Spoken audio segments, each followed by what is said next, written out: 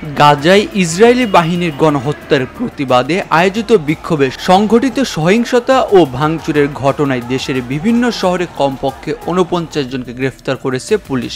এই ঘটনায় ২টি মামলা দায়ের করা হয়েছে। ৮ এপ্রিল সকালে প্রধান উপদেষ্টার প্রেস সচিব শফিকুল আলম এক বিবৃতিতে জানান, সোমবার গাজায় চলমান সহিংসতার প্রতিবাদে আয়োজিত বিক্ষোভ চলাকালে দোকান ও ব্যবসা প্রতিষ্ঠানে হামলা এবং ভাঙচুরের ঘটনা ঘটে। এই ধরনের সহিংসতা জননিরাপত্তা ও আইনের শাসনের পরিপন্থী বলে উল্লেখ করেন তিনি। বিবৃতিতে আরও বলা হয়, বাংলাদেশের পুলিশ দ্রুত পদক্ষেপ নিয়ে এখন পর্যন্ত ৪৯ জনকে গ্রেফতার করেছে এবং ২টি মামলা দায়ের করা হয়েছে।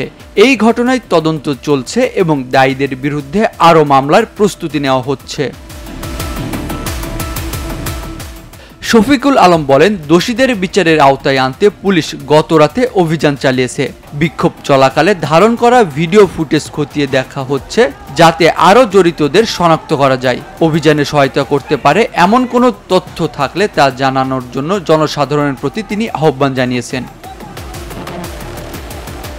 তিনি আরও বলেন, যারা আমাদের সমাজে শান্তি ও স্থিতিশীলতা নষ্ট করতে চায় তাদের কঠোর জবাবদিহিতার আওতায় আনা হবে।